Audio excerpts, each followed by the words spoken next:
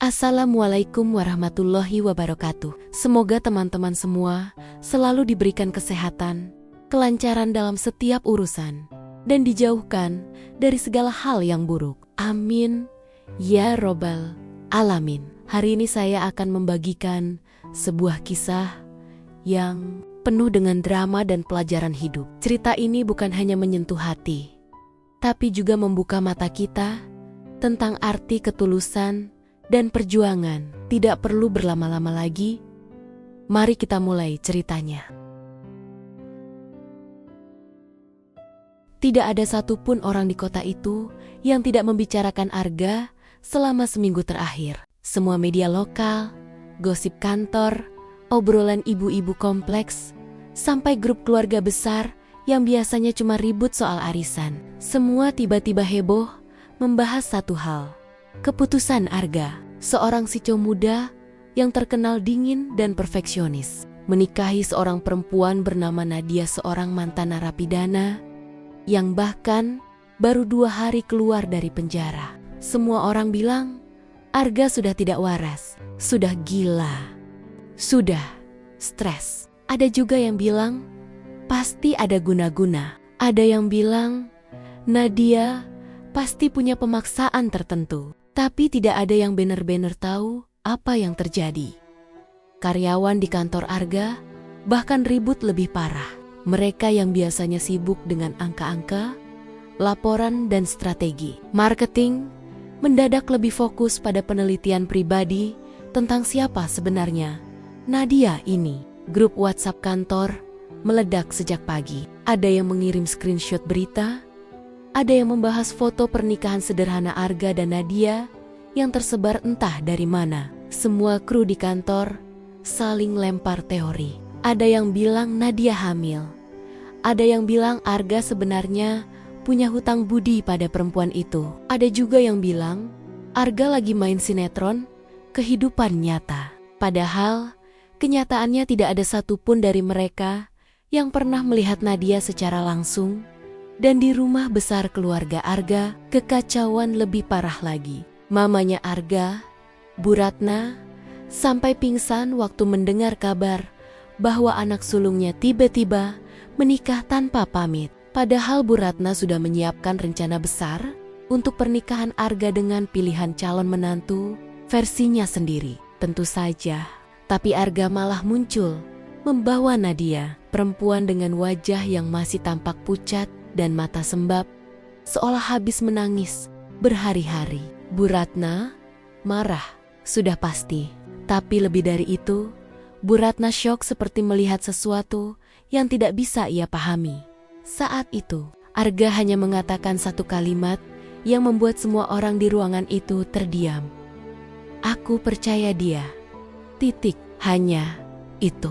Dinginnya suara Arga seperti menampar siapapun yang ingin protes. Tidak ada penjelasan, tidak ada klarifikasi, tidak ada alasan kenapa dia mempercayai seseorang yang bahkan dituduh sebagai penyebab kecelakaan yang dulu mengguncang keluarga mereka. Semua orang di rumah itu saling pandang, antara bingung, takut, dan ingin memaki, tapi tidak berani.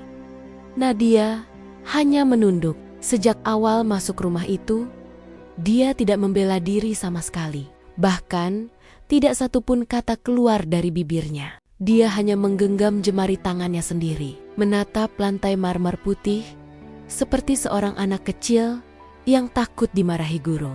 Tidak ada emosi, tidak ada perlawanan. Seolah-olah sudah terlalu lelah menghadapi tuduhan yang tidak ada habisnya. Hal itu membuat Bu Ratna semakin kesal. Bukan karena Nadia diam, tapi karena diamnya itu seperti menyimpan sesuatu yang tidak bisa ia tebak. Pandangan Nadia bukan tatapan orang yang bersalah, tapi tatapan seseorang yang sudah tidak punya tenaga untuk membuktikan apapun. Namun Bu Ratna tetap tidak bisa menerimanya, apalagi mengetahui perempuan di depannya itu adalah seseorang yang pernah masuk penjara. Apa kamu sadar, Na Arga? Apa yang kamu lakukan? Tanya Bu Ratna dengan suara bergetar antara marah dan sedih. Kamu bahkan tidak mengenalkan kami padanya sebelumnya. Kamu pikir keluarga ini apa? tempat coba-coba, Arga tidak menjawab. Setengah detik kemudian, ia menggenggam lengan Nadia dan menariknya ke belakang seolah ingin melindungi. Pokoknya, dia istriku sekarang dan dia tinggal di rumah ini. Tidak ada negosiasi, tidak ada diskusi. Semua kata Arga keluar seperti keputusan mutlak yang tidak bisa dibantah. Hari itu, rumah keluarga besar Arga berisi kegaduhan, tapi hanya satu suara yang tidak pernah terdengar. Suara Nadia. Bukannya tidak mau bicara, tapi seolah setiap kalimat yang seharusnya keluar justru tertahan di tenggorokannya. Dan sejak hari pertama dia masuk rumah itu, keanehan mulai muncul di sekitar mereka. Di malam pertama, setelah pernikahan tanpa pesta itu, Nadia duduk di kamar tamu yang diberi Arga untuk sementara. Kamar luas yang bersih dan rapi, terlalu megah untuk orang yang bahkan semalam masih tidur di ranjang besi sel tahanan. Ruangan itu terasa asing untuknya. Terlalu wangi, terlalu terang, terlalu sunyi. Tidak ada suara Mon Mensel yang biasanya masih membicarakan makanan atau cerita konyol sebelum tidur. Tidak ada suara pintu besi yang ditutup. Hanya ada detakan jam dan suara angin yang lewat dari sela jendela. Nadia mengusap kedua tangannya yang dingin. Rasanya tidak percaya kalau ia berada di rumah sebesar itu. Tidak percaya kalau ia sekarang menjadi istri seorang CEO yang lebih tidak bisa ia percaya lagi. Arga sama sekali tidak menjelaskan alasannya menikahinya. Dia hanya muncul pagi-pagi di gereja kecil tempat Nadia bekerja setelah bebas dari penjara, lalu mengatakan kalimat yang bahkan belum masuk akal baginya. Nikahilah aku. Nadia, yang saat itu sedang membersihkan daun kering di halaman, sampai menjatuhkan sapu. Ia mengira Arga sedang bercanda. Tapi ekspresi Arga terlalu serius untuk dianggap bercanda.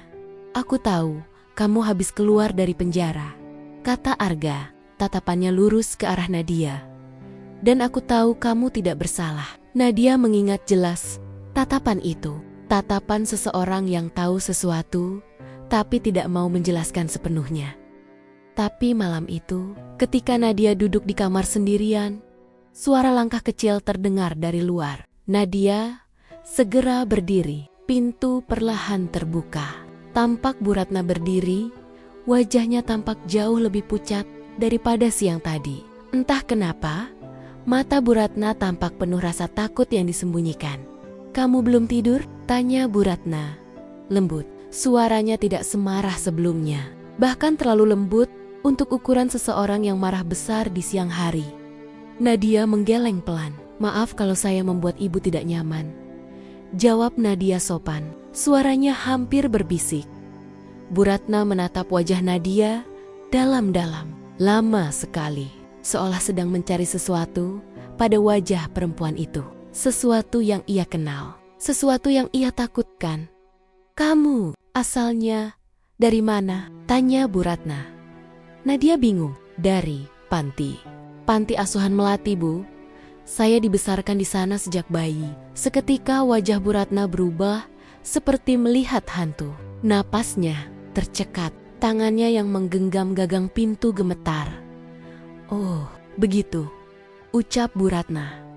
Tapi ekspresinya tidak sesuai dengan suaranya. Jika dilihat sekilas, wajahnya penuh kecemasan, berbeda dari kekesalannya siang tadi. Setelah itu, Bu Ratna hanya menatap Nadia beberapa detik sebelum menutup pintu perlahan dan pergi begitu saja. Tanpa berkata apa-apa lagi, Nadia bingung. Kenapa Bu Ratna tampak begitu sulit bernapas saat mendengar panti asuhan yang ia sebutkan. Seolah nama itu membawa kenangan buruk atau sesuatu yang ingin ia lupakan. Tapi Nadia tidak punya keberanian untuk bertanya. Dia hanya bisa kembali duduk di tepi ranjang, memeluk kedua lututnya dan mencoba mengatur napas. Malam itu, Nadia tidak bisa tidur hampir sama sekali. Dan ternyata bukan hanya Nadia yang gelisah. Arga pun tampak tidak bisa tidur. Di ruang kerjanya, ia menatap foto lama yang sudah kusam. Foto seorang gadis kecil dengan pita merah di rambutnya sedang memeluk boneka. Wajah polos gadis itu terlihat sangat mirip dengan seseorang yang baru saja masuk ke rumahnya hari itu. Arga meletakkan foto itu ke meja, menarik napas panjang, dan mengusap wajahnya yang lelah. Ada ketegangan yang ia sembunyikan, ada sesuatu yang tidak ia ceritakan kepada siapapun. Tapi apapun itu, jelas membuat Arga menikahi Nadia dalam waktu singkat tanpa penjelasan. Esok harinya, kegaduhan semakin parah ketika Nadia turun ke ruang makan. Semuanya berhenti melakukan aktivitas begitu melihatnya. Ada yang memandang sinis, ada yang menganggapnya aneh, ada juga yang melihatnya seperti menunggu ia melakukan kesalahan. Nadia mencoba bersikap biasa, tapi jujur saja, dia merasa tubuhnya gemetar. Ia tidak terbiasa berkumpul dengan keluarga besar seperti ini. Apalagi keluarga yang tampak kaya dan terpandang. Gerakannya serba salah. Bahkan ketika ia memegang sendok pun, tangannya gemetar. Dalam keheningan itu, hanya suara Arga yang terdengar. Makan saja, tidak perlu dengarkan mereka. Orang-orang langsung saling pandang saat mendengar Arga membela Nadia. Bu Ratna menurunkan sendoknya. Adik Arga, Nara, yang baru pulih dari kecelakaan pun tampak memperhatikan. Nara adalah satu-satunya orang di meja itu yang menatap Nadia tidak dengan sinis. Justru penuh rasa penasaran dan seperti mengenali, tapi Nadia tidak tahu kenapa. Selama sarapan, hanya suara alat makan yang saling beradu. Tidak ada percakapan, tidak ada senyum, tidak ada yang nyaman. Setelah semua selesai makan, Arga pergi ke kantor. Sebelum pergi, ia sempat bicara pelan kepada Nadia. Aku pulang sore. Kalau ada yang membuatmu tidak nyaman, bilang ke aku. Nadia hanya mengangguk. Dia tidak tahu harus berkata apa. Bukan karena tidak percaya Arga, tapi karena ia sendiri tidak tahu bagaimana posisinya di rumah itu. Istri, tamu, beban, atau seseorang yang bahkan orang-orang di rumah itu takutkan. Ketika Arga pergi, Nadia memilih duduk di taman belakang rumah. Tempat itu lebih menenangkan daripada berada di dalam rumah besar yang penuh tekanan. Dia menghirup udara pagi, mencoba menenangkan diri. Namun saat itulah ia merasakan seseorang berdiri di belakangnya.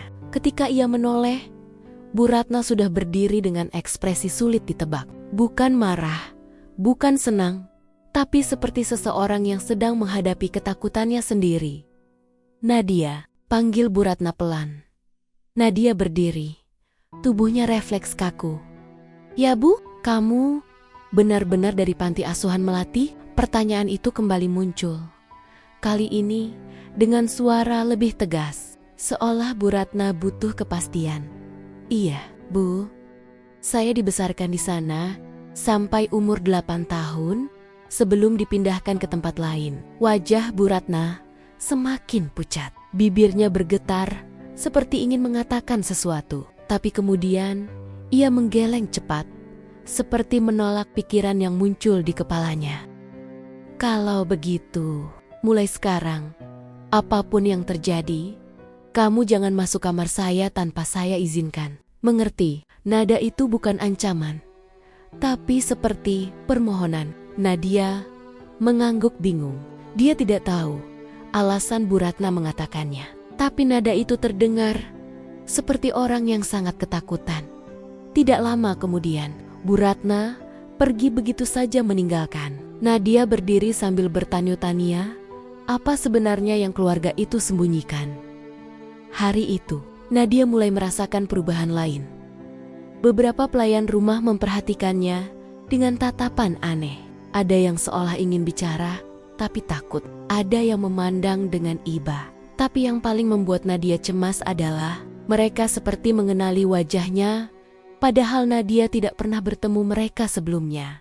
Sampai malam tiba, Arga pulang dan menemukan Nadia duduk sendirian di ruang tamu dengan wajah yang tampak lelah.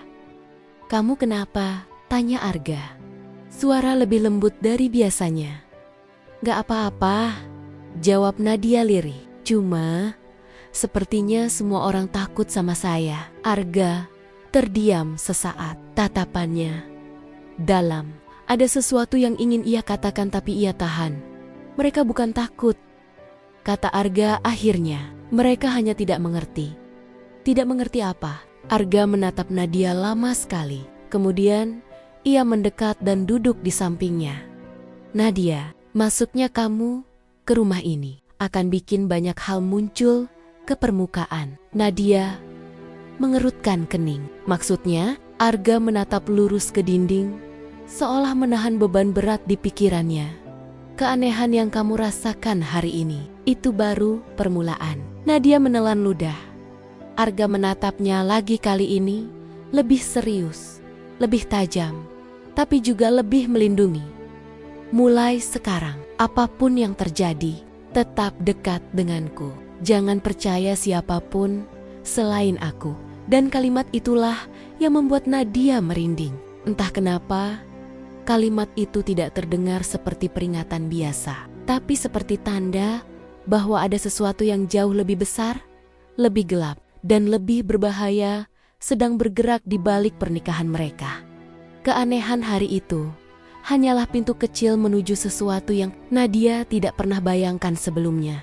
Sejak pagi itu, suasana rumah keluarga Arga tampak berbeda. Nadia bisa merasakan ada sesuatu yang berubah. Bukan hanya dari cara pelayan rumah memperhatikannya, tapi terutama dari sikap Bu Ratna yang seperti dua orang berbeda dalam satu tubuh. Biasanya Bu Ratna dikenal sebagai wanita yang tegas, bahkan terkesan galak. Setiap langkah yang masuk rumah itu harus mengikuti aturannya. Ia terbiasa mengatur, mengawasi, dan memastikan semuanya berjalan sesuai standar keluarga besar mereka. Namun sejak kedatangan Nadia, tiba-tiba semua sifat itu melemah, seolah lenyap begitu saja. Kejadian di ruang tamu kemarin masih terekam jelas di kepala Nadia. Ketika ia dan Arga datang setelah menikah, diam-diam, Bu Ratna awalnya tampak hendak mengamuk habis-habisan. Mulutnya sempat terbuka, mungkin ingin menjelekkan Nadia atau menuntut penjelasan lebih panjang dari Arga. Tapi begitu tatapannya benar-benar jatuh pada wajah Nadia, reaksinya berubah drastis. Wajahnya yang marah mendadak pucat, seperti orang yang baru melihat sesuatu yang tidak seharusnya ada di depan mata. Bahkan sebelum sempat bicara, Bu Ratna langsung mendekat dan menggenggam tangan Nadia dengan erat, seperti seseorang yang ketakutan kehilangan sesuatu. Pertanyaan pertamanya masih membingungkan Nadia sampai sekarang. Kamu dari mana asalnya? Sebagai seseorang yang tidak pernah punya latar belakang istimewa, Nadia merasa pertanyaan itu terlalu berat. Ia hanya menjawab jujur. Dari panti, Bu.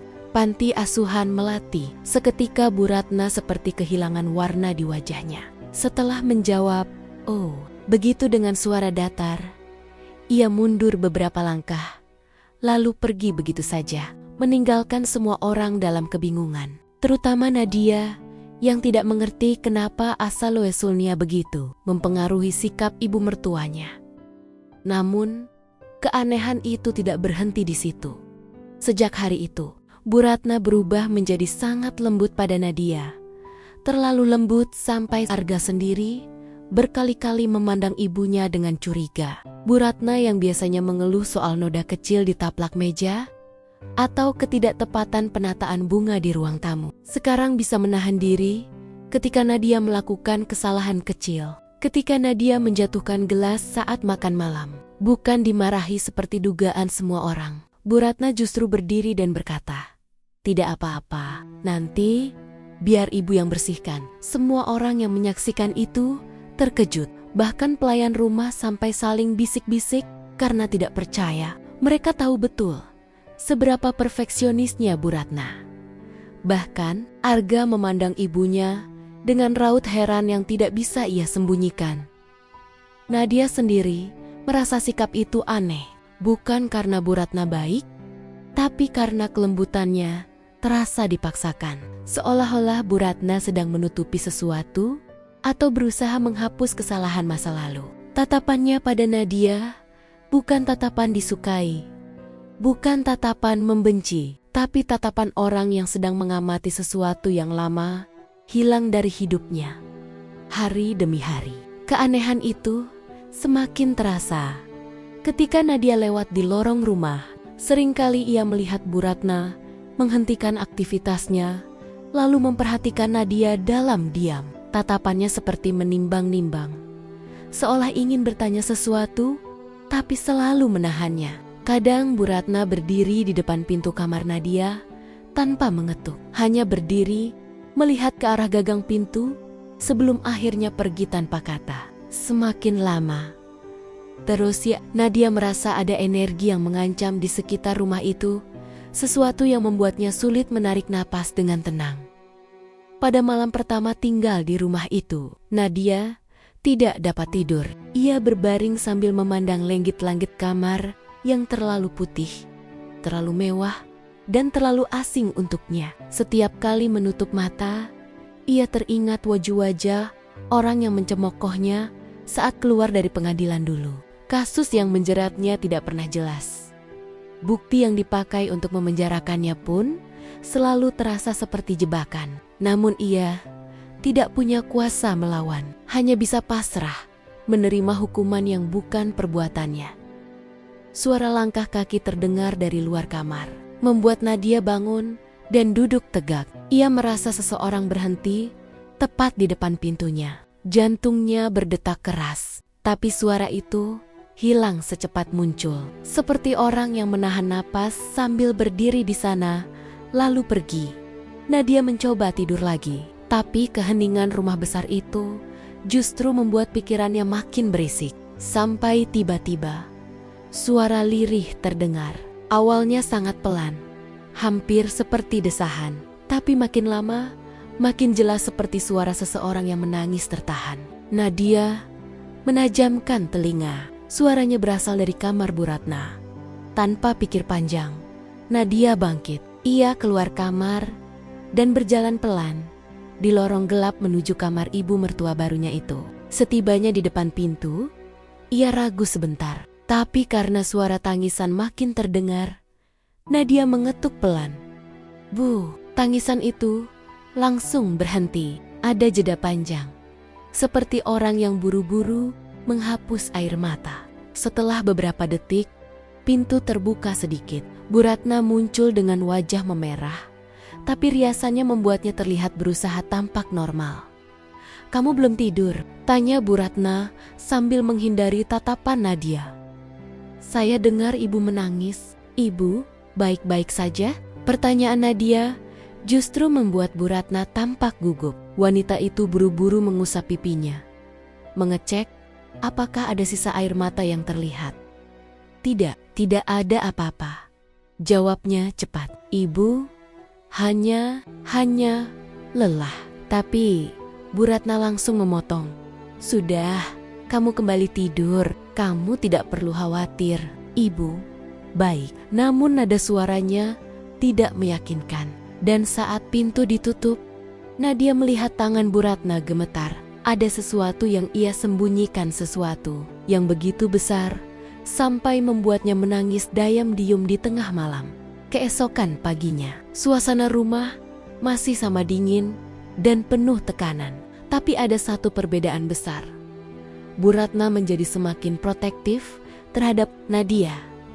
Ketika Nadia mencoba membantu pelayan membersihkan meja makan, Bu Ratna langsung datang dan berkata, "Tidak perlu kamu kerjakan, kamu kan baru datang, istirahat saja." Ketika Nadia ingin ke dapur untuk minum, Bu Ratna muncul dari belakang dan berkata, "Biar ibu buatkan, kamu tinggal bilang saja." Ketika Nadia mencoba berkebun di taman belakang, Bu Ratna tiba-tiba menghentikannya dengan nada cemas dan berkata, "Jangan terlalu jauh dari rumah. Ibu tidak enak kalau kamu sendirian di luar." Sikap itu benar-benar membuat Nadia bingung. Arga juga mulai sadar ada yang janggal ketika melihat ibunya berulang kali datang ke kamar Nadia tanpa alasan jelas. Ia mulai mempertanyakan semuanya. "Bu, kenapa ibu sering ke kamar Nadia?" tanya Arga saat makan malam. Pertanyaan itu membuat meja makan mendadak hening. Bu Ratna tersentak. Nara yang duduk di sampingnya melirik. Penasaran, pelayan pun berhenti menuang air. "Oh, itu?"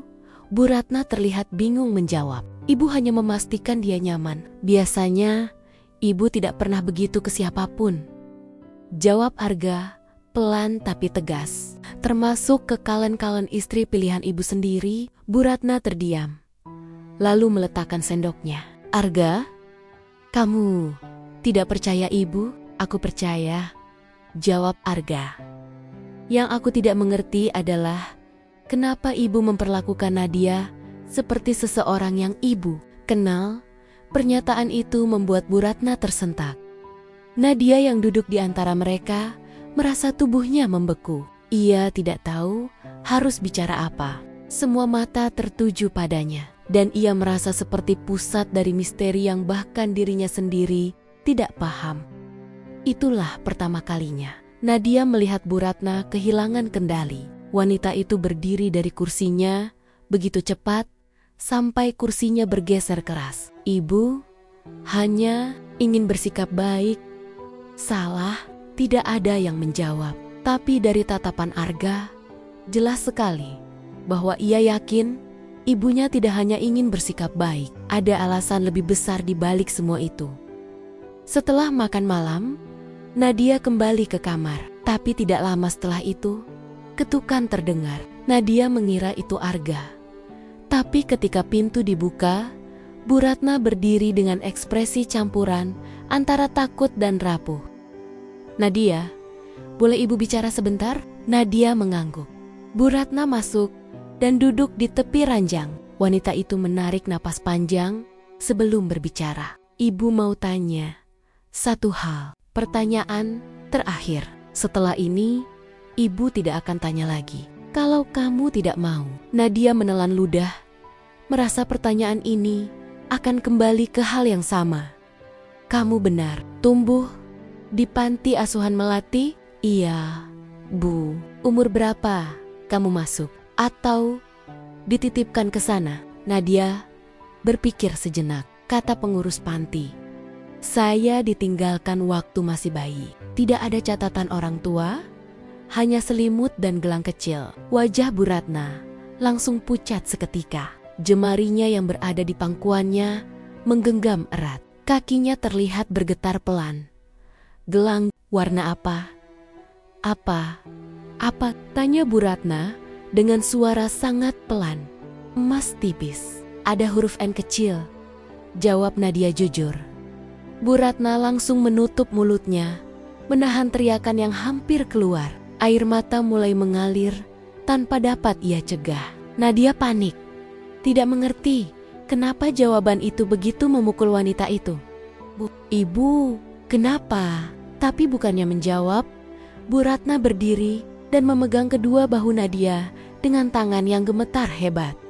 "Nadia, kalau suatu hari kamu menemukan sesuatu yang tidak kamu mengerti, jangan langsung percaya siapapun, termasuk ibu.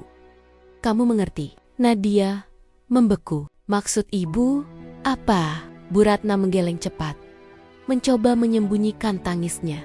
"Tidak. Sudah, lupakan apa yang ibu tanyakan barusan. Ibu hanya terlalu banyak pikiran." Terlalu banyak pikiran. Padahal reaksi itu bukan seperti seseorang yang sekadar stres atau lelah. Reaksi itu seperti seseorang yang melihat hantu dari masa lalunya sebelum meninggalkan kamar. Bu Ratna menatap Nadia sekali lagi dengan mata merah dan wajah penuh penyesalan. "Kamu baik-baik ya? Kalau ada yang membuatmu takut, langsung panggil ibu." Kalimat itu membuat Nadia semakin bingung. Apa yang bisa membuatnya takut? Kenapa Bu Ratna mengatakannya dengan nada seperti tahu sesuatu yang akan terjadi? Ketika pintu tertutup, Nadia duduk lama sambil memeluk lututnya. Ada sesuatu yang mengganjal di dadanya. Sesuatu yang tidak ia mengerti, tapi ia bisa merasakannya semakin jelas. Perempuan itu seolah menyimpan rahasia besar yang ada hubungannya dengan dirinya. Malam itu, Nadia sulit tidur lagi. Suara-suara kecil dari lorong terdengar. Seolah ada seseorang yang berjalan pelan di depan kamarnya. Sesekali, Nadia melihat bayangan melewati celah bawah pintu, tapi ia tidak berani membuka pintu. Ketika ia hampir tertidur, tiba-tiba suara pintu kamar Bu Ratna terbuka keras di ujung lorong. Nadia segera bangun dan melongok dari pintu. Arga berdiri di depan kamar ibunya dengan wajah cemas. "Bu," panggilnya. Tidak ada jawaban. Arga membuka pintu sepenuhnya dan tertegun. Bu Ratna duduk di lantai, memeluk lutut sambil menangis. Wajahnya ketakutan. Arga langsung menghampiri.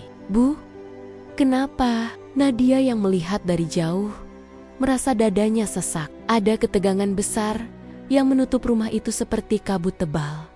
Dalam tangisnya, Bu Ratna hanya berkata satu kalimat yang membuat Arga terpaku dan Nadia merinding. "Aku tidak siap kalau semuanya terulang lagi." "Terulang apa, Bu?" tanya Arga cemas. Namun Bu Ratna tidak menjawab. Ia hanya menangis, memeluk dirinya sendiri, seperti seseorang yang menyembunyikan luka yang sudah terlalu lama tidak ia sentuh. Melihat itu, Nadia mundur ke dalam kamarnya dan menutup pintu perlahan. Tapi di dalam hati, ia sadar satu hal yang pasti. Apapun yang terjadi di rumah itu, bukan hanya sebatas penolakan atau kecanggungan karena kedatangannya. Ada sesuatu yang jauh lebih besar, sesuatu yang sudah dimulai bahkan sebelum ia lahir.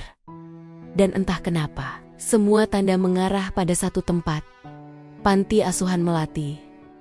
Malam itu suasana rumah terasa lebih hening dari biasanya. Ruang keluarga yang biasanya terang, hanya diterangi lampu temaram yang menyala setengah redup. Hujan turun perlahan, membasahi kaca jendela dan meninggalkan suara rintik yang terdengar seperti bisikan-bisikan kecil. Nadia duduk di ujung sofa dengan tangan gemetar. Bukan karena dingin tapi karena firasatnya yang makin lama makin buruk. Ada sesuatu yang Arga sembunyikan, dan ia bisa merasakannya sejak hari pertama memasuki rumah itu. Arga berdiri beberapa langkah darinya. Punggungnya menegang, napasnya berat, dan kedua tangannya saling meremas, seperti menahan sesuatu yang sudah bertahan-tahan dikunci. Rumah itu besar dan mewah, tapi malam itu rasanya sempit sekali, seperti menahan dua orang yang sama-sama membawa beban yang tak sanggup lagi ditutup-tutupi. "Aku harus cerita sesuatu," ucap Arga pelan, tapi terdengar jelas. Nadia mengangkat kepalanya, menatap pria yang baru beberapa hari menjadi suaminya atas pernikahan yang bahkan ia sendiri tidak benar-benar mengerti alasannya. "Apa? Ini tentang keluargamu?" tanya Nadia. Arga menggeleng. "Ini tentang kamu." Jantung Nadia berdetak keras. "Tentang aku?" Arga menelan ludah, lalu perlahan berjalan mendekat dan duduk berhadapan dengannya. Wajahnya tidak lagi dingin seperti biasanya. Di situ ada rasa takut, ragu, dan sedih bercampur jadi satu, sesuatu yang belum pernah Nadia lihat sebelumnya. "Kamu pasti bertanya-tanya," kata Arga lirih, "kenapa aku tiba-tiba datang ke gereja itu, lalu melamarmu begitu saja? Kenapa aku nikahin kamu tanpa mikir panjang? Kenapa aku nekat sampai satu kota mikir aku gila?" "Arga, kamu gak perlu jelasin kalau kamu gak mau," kata Nadia kecil. Kita cuma menikah di saat kamu mungkin butuh." "Aku gak tahu. Aku juga masih bingung." Arga menggeleng pelan. "Kamu harus tahu. Kamu berhak tahu." Ruangan kembali sunyi. Suara hujan menjadi satu satania. Musik latar dari percakapan yang sudah lama seharusnya terjadi. Arga mengatur napasnya, seakan sedang memilih kata-kata dengan sangat hati-hati. 2 tahun lalu, adikku, Nara, mengalami kecelakaan, ujar Arga. Akhirnya, Nadia terdiam. Jantungnya langsung serasa turun ke perut. Kalimat itu sudah cukup membuat tubuhnya terasa lemas. Ia tahu betul kecelakaan itu. Ia masih mengingat bau aspal, suara jeritan, dan tubuh kecil yang ia tarik saat mobil hampir menabraknya. Waktu itu, polisi dan media bilang, Nara hampir mati. Lanjut Arga. Dan satu-satunya saksi hidup adalah perempuan yang ada di lokasi. perempuan itu kamu. Nadia menunduk, tangannya mengepal, begitu kuat sampai persendiannya memutih.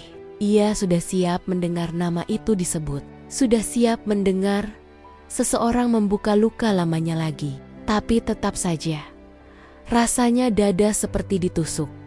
Polisi bilang, kamu penyebab kecelakaan itu. Kamu yang bikin mobil oleng. Kamu yang bikin Nara hampir kehilangan nyawa. Mereka bilang kamu panik. Kamu mendorong Nara. Kamu berdiri di jalan. Semua bukti mengarah ke kamu. Semua saksi, entah kenapa, berubah-ubah. Kamu gak punya keluarga. Kamu gak punya pembela. Kamu cuma anak panti yang dianggap gampang disalahkan. Nadia menggigit bibirnya keras. Napasnya memburu. Ia mengingat jelas bagaimana polisi menyeretnya, bagaimana ia tidak pernah diberi kesempatan bicara, bagaimana semua orang memandangnya seperti sampah, bagaimana pengadilan memutuskan semuanya begitu cepat tanpa memberi ruang untuk kebenaran. Aku nggak salah, bisik Nadia akhirnya, hampir tidak terdengar. Aku tahu, Arga mengatakan itu dengan suara lebih tegas. Aku tahu sekarang. Nadia mendongak, menatap Arga dengan mata berkaca-kaca. Itu adalah kalimat yang selama 2 tahun tidak pernah ia dengar dari siapapun. Tidak ada satupun yang percaya padanya. Tidak ada yang mau mendengarkan. Arga melanjutkan, suaranya lebih berat dari sebelumnya. Waktu itu, aku juga percaya kamu bersalah. Aku marah, sangat marah. Aku bahkan gak mau lihat kamu di persidangan. Aku cuma mau kasus itu selesai dan Nara sembuh. Nadia, teh paku. Tapi setelah kamu di penjara, ada hal yang berubah, kata Arga.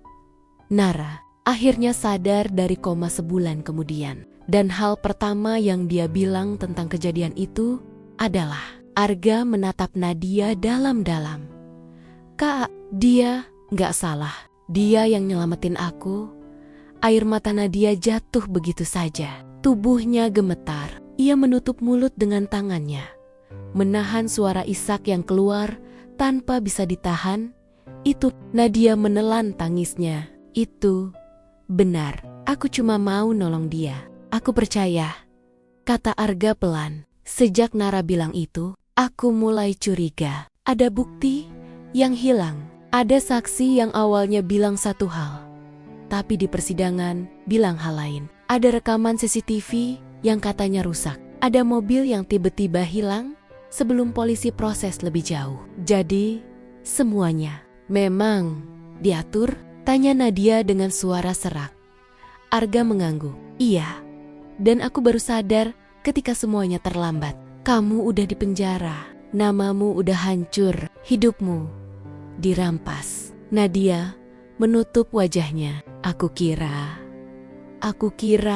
nggak ada yang peduli. Aku peduli sekarang, ujar Arga tegas. Dan Nara juga. Ia menarik napas dalam. Ada sesuatu yang lebih berat lagi akan ia katakan. Aku cari kamu selama 1 tahun, tapi kamu menghilang setelah keluar dari penjara. Tidak ada catatan, tidak ada alamat, tidak ada keluarga. Kamu seperti sengaja menghapus dirimu sendiri. Aku cuma takut, bisik Nadia. Keluar dari penjara itu seperti mimpi buruk yang belum selesai. Aku pikir kalau aku tetap diam, kalau aku tetap jauh, nggak akan ada yang ganggu aku lagi. Aku cuma mau kerja, makan, tidur, hidup tanpa dituduh lagi. Arga memandangnya lama. Lalu aku menemukanmu di gereja itu. Nadia menelan ludah, mengingat pertemuan itu dengan jelas. Arga datang tanpa pemberitahuan. Berdiri di depan pintu gereja sambil basah kuyup karena hujan. Ia melihat Nadia sedang mengepel lantai, memakai baju lusuh dan rambut diikat seadanya. Tatapan Arga waktu itu bukan tatapan Ceco dingin seperti di berita. Itu tatapan seseorang yang kelelahan mencari sesuatu yang hilang. Aku tahu kamu gak akan mau ikut kalau aku hanya bilang ingin bantu, ujar Arga. Kamu pasti bakal nolak. kamu pasti takut. Lalu, kamu menikahi aku? Tanya Nadia pelan. Arga mengangguk pelan. Pernikahan itu satu-satunya cara paling cepat untuk membuat kamu aman. Nadia menatapnya bingung. Aman dari apa? Itu, Nadia menelan tangisnya. Itu benar. Aku cuma mau nolong dia. Aku percaya, kata Arga pelan. Sejak Nara bilang itu, aku mulai curiga. Ada bukti yang hilang. Ada saksi yang awalnya bilang satu hal, tapi di persidangan bilang hal lain. Ada rekaman CCTV yang katanya rusak. Ada mobil yang tiba-tiba hilang sebelum polisi proses lebih jauh. Jadi, semuanya memang diatur? Tanya Nadia dengan suara serak.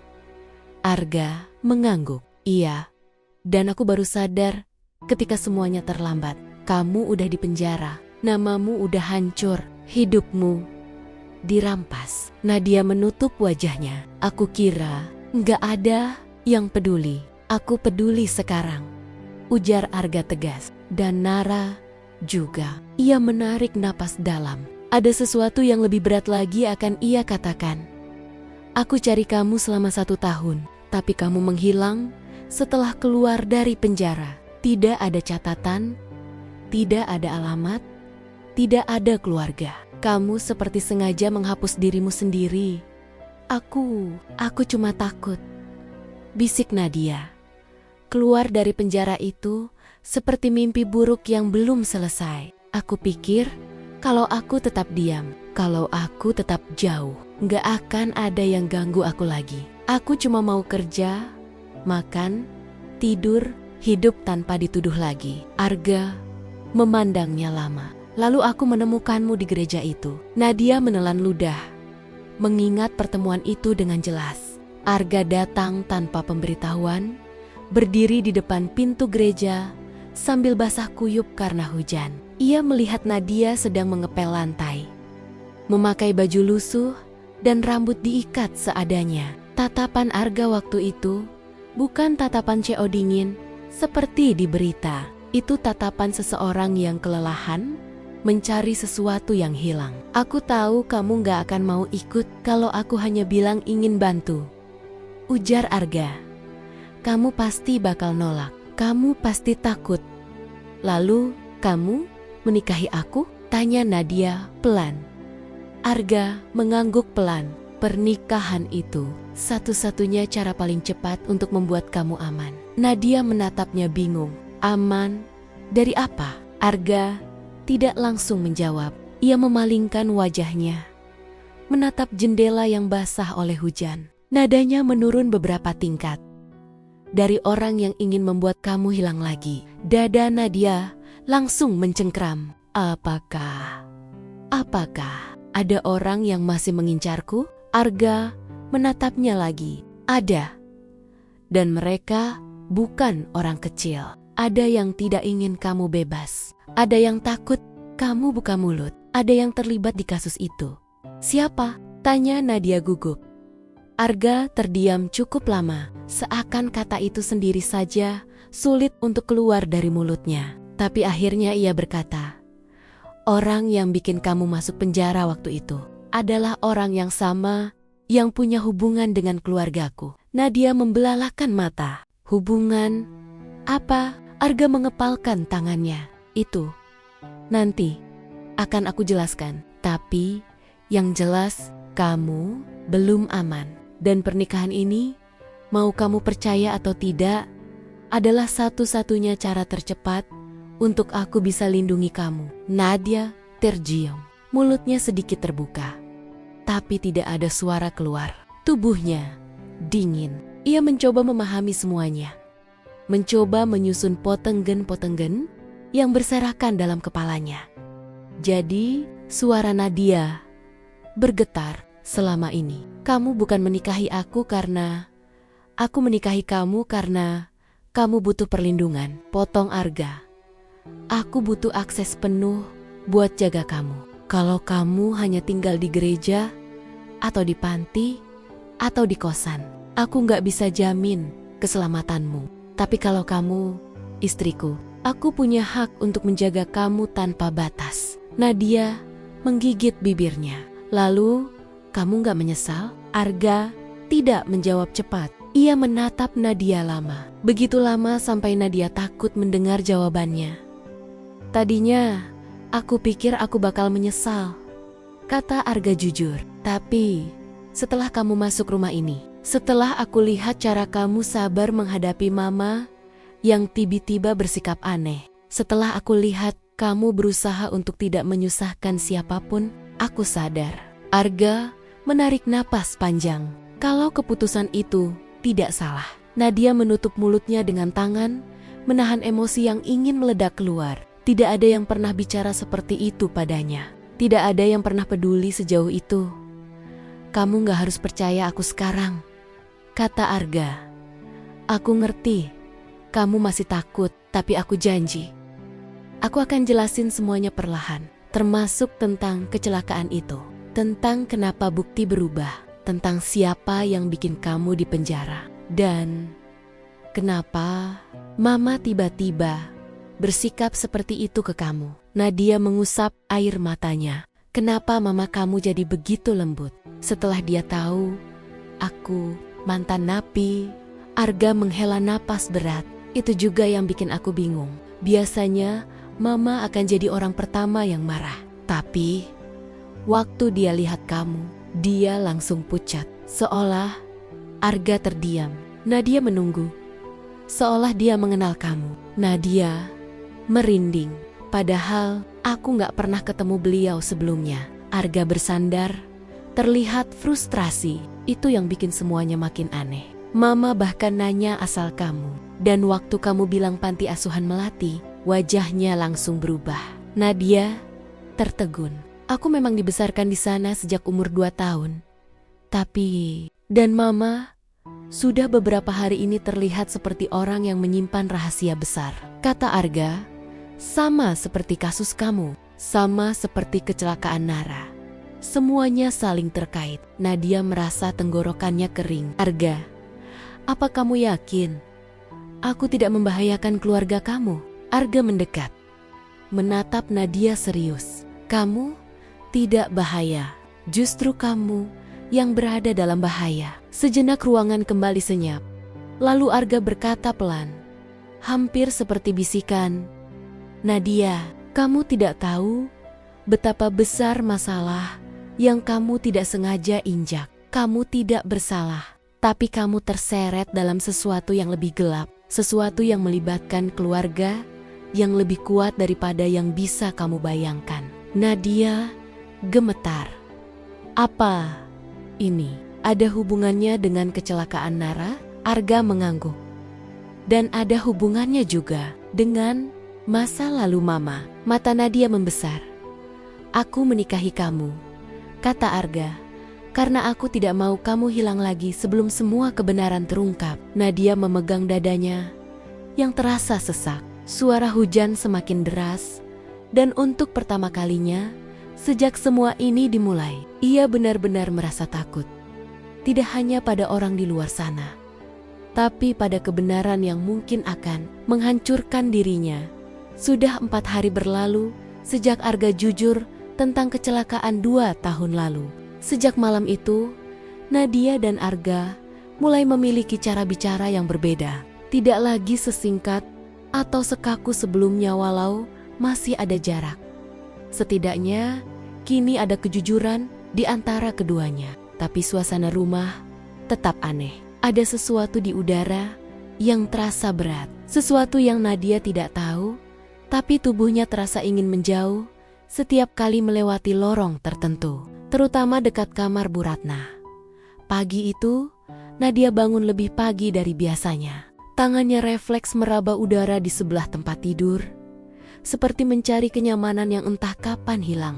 Kamar besar itu terasa dingin, meski AC tidak menyala. Entah sejak kapan, ia merasa rumah ini seperti menutup dirinya, seperti menyembunyikan sesuatu di balik setiap dinding. Ia turun dari tempat tidur dan berjalan pelan menuju meja kecil di sudut kamar untuk merapikan barang-barangnya. Ketika ia membuka laci untuk menyimpan sisir. Sebuah amplop putih yang tidak ia kenali terjatuh begitu saja ke lantai. Nadia mematung. Amplop itu polos, tidak ada cap, tidak ada nama, tidak ada alamat. Ia membungkuk dan memungutnya. Ada tulisan kecil di sudut kanan bawah. Kepada Nadia. Tulisan itu, ia kenal. Tulisan tangan itu sangat mirip dengan tulisan salah satu pengasuh di panti waktu ia kecil. Gumila, tulisan miring sedikit ke kiri. Huruf K yang khas dengan ekor panjang. Dan huruf A yang seperti lingkaran setengah tertutup. Jantung Nadia langsung berdetak kencang. Dengan tangan yang sedikit gemetar, ia merobek amplop itu. Kertas tipis di dalamnya terlipat rapi seperti surat kuno. Ia membukanya perlahan. Isinya hanya satu kalimat. Jangan percaya siapapun di rumah itu. Nadia berhenti bernapas sejenak. Ia membaca lagi dan lagi. Jari-jarinya bergerak menyusuri tulisan itu. Seakan memeriksa apakah itu hanya imajinasi. Tapi tidak, tulisan itu nyata, mewarnai kertas putih itu dengan ketegangan yang tidak bisa dijelaskan. Siapa yang mengirim surat itu? Kenapa baru sekarang? Dan bagaimana bisa surat itu berada di kamar ini, padahal Nadia selalu mengunci pintu? Tubuhnya merinding. Ia melihat sekeliling, seolah ada seseorang yang sedang mengawasinya. Beberapa menit, ia hanya berdiri di sana, memegang kertas itu, tanpa tahu harus bagaimana. Ada rasa takut, tapi juga rasa penasaran yang menusuk lebih dalam. Setelah menenangkan diri, Nadia memutuskan untuk menunjukkan surat itu ke Arga. Namun begitu ia membuka pintu untuk keluar kamar, langkahnya terhenti. Dari arah bawah, terdengar suara Arga sedang menerima telepon. Suaranya tegang, seperti sedang dalam pembicaraan yang tidak ingin ia dengar oleh siapapun. Kalau bukti itu benar-benar muncul, semuanya selesai, ujar Arga dari bawah. Nadia membeku. Bukankah Arga bilang tidak ada yang ia sembunyikan? Atau apakah Arga sedang membahas sesuatu yang lain? Nadia menggenggam surat itu lebih erat dan turun perlahan. Tapi ia tidak jadi menghampiri Arga. Suaranya terlalu serius, dan Nadia merasa percuma bila bicara saat suasana seperti itu. Ia berjalan ke arah dapur, mencoba menenangkan diri dengan segelas air. Namun ketika ia membuka kulkas, ia melihat sesuatu yang membuatnya tambah bingung. Ada foto kecil terselip di sisi samping kulkas, foto hitam putih, lusuh, seperti potret lama. Di dalam foto itu, ada anak perempuan berusia sekitar 4 tahun, sedang duduk di pangkuan. Seorang perempuan yang wajahnya kabur karena retakan foto. Nadia memegang foto itu dan merasakan sesuatu yang aneh. Anak di foto itu mirip dirinya. Nadia berusaha mengingat, di panti tidak banyak foto dirinya sebelum umur 5 tahun. Pengurus bilang arsip lama banyak yang hilang, termasuk foto-foto anak angkatan lama. Kenapa foto seperti ini bisa ada di rumah keluarga Arga? Ia menahan napas, mencoba berpikir lebih jernih. Lalu, sebelum ia sempat menyimpan foto itu, tiba-tiba terdengar suara langkah pelan dari belakang. Nadia! Nadia menoleh cepat. Bu Ratna berdiri di sana, wajahnya pucat seketika. Apa itu? Tanya Bu Ratna lirih sambil menunjuk foto dan surat di tangan Nadia. Nadia menelan ludah. Saya menemukan ini di kamar. Wajah Bu Ratna langsung berubah drastis, ketakutan, syok, sekaligus seperti seseorang yang baru saja melihat sesuatu yang seharusnya tidak boleh muncul ke permukaan. Dia melangkah cepat dan meraih surat di tangan. Nadia, jari-jarinya bergetar saat membaca tulisan satu kalimat itu. Bibirnya terkatup rapat dan matanya memicing seolah sedang berusaha menahan sesuatu yang ingin meledak keluar. Siapa yang taruh ini? Tanya Nadia cemas. Bu Ratna tidak menjawab. Ia justru menggenggam surat itu erat, bahkan meremasnya seperti ingin menghancurkan bukti keberadaannya. panggil Nadia. Akhirnya, Bu Ratna menjawab. Suaranya terdengar seperti orang yang kehilangan kekuatan. Kalau kamu ingin tetap hidup, jangan sentuh masa lalu. Kata-kata itu terlontar seperti mantra buruk. Dek, Nadia mundur selangkah. Masa lalu siapa? Maksud ibu apa? Apa ini? Ada hubungannya dengan kasus saya? Bu Ratna menutup mulut dengan tangan. Ia menggeleng berulang-ulang, seolah takut bicara lebih banyak. Tubuhnya tampak gemetar, dan wajahnya semakin pucat. Aku nggak boleh bilang. Aku nggak boleh. Kalau aku bilang, semuanya bisa hancur. Nadia makin panik. Ibu, kenal saya? Kenapa tulisan di surat ini mirip tulisan pengasuh panti saya? Kenapa foto ini ada di sini? Ibu tahu, panti asuhan tempat saya tinggal. Bagaimana bisa? Suara langkah Arga tiba-tiba terdengar mendekat. Ada apa di sini? Bu Ratna tersentak. Secepat kilat ia menyembunyikan surat itu di balik tubuhnya. Arga mendekat dengan raut bingung, menatap ibunya, lalu melihat wajah Nadia yang pucat. Nadia, kamu kenapa? Tanya Arga. Nadia menatap Arga, bingung apakah harus langsung jujur atau tidak. Tapi Bu Ratna lebih cepat. Ia menyela sambil berusaha tampak tenang.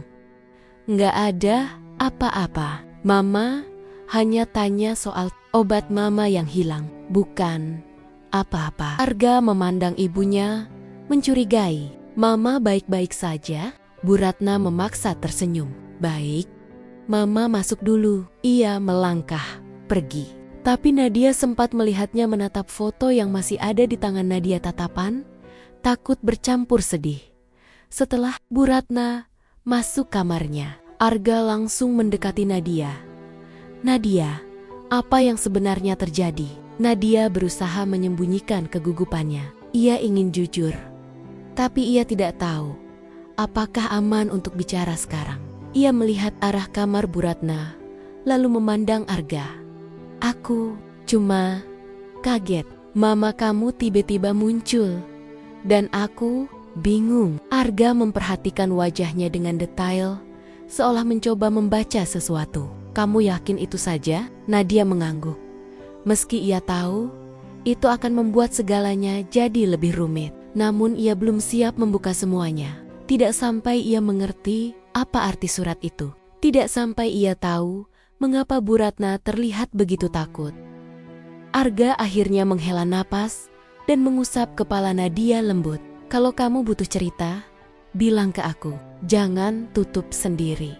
Rumah ini kadang memang terasa berat. Kata-kata itu membuat Nadia merasa sedikit lega. Tapi ia tetap belum bisa mengutarakan semuanya. Ia hanya mengangguk pelan.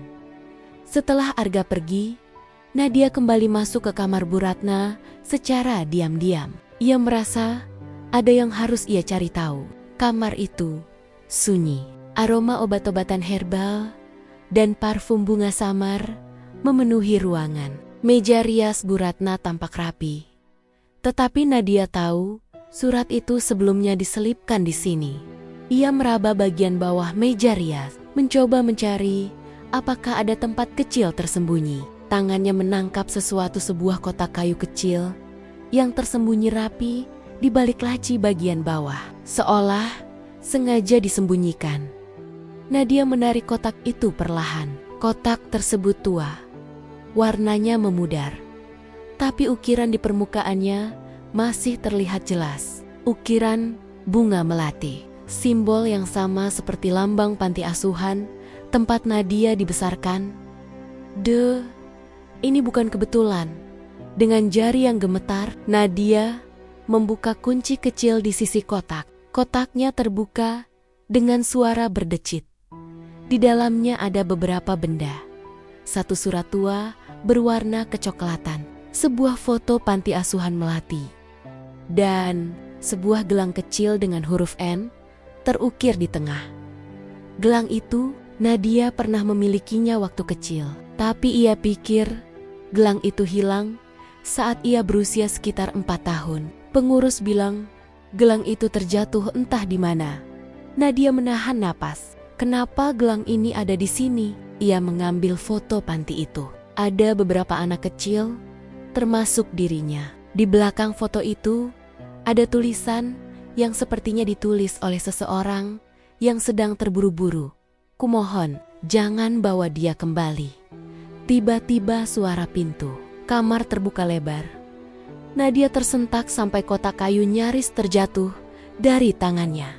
Bu Ratna berdiri di ambang pintu, wajahnya putih, seputih kertas. "Dari mana kamu dapat itu?" Suara Bu Ratna pelan tapi penuh ancaman. Nadia mundur ketika Bu Ratna melangkah mendekat. "Bu, tolong jawab, kenapa barang-barang dari panti asuhan saya ada di sini? Kenapa gelang ini ada di tangan ibu? Apa hubungan ibu dengan tempat saya dibesarkan? Dan surat itu? Jangan sentuh masa lalu itu," teriak Bu Ratna tiba-tiba. Nadia terdiam, tubuhnya bergetar.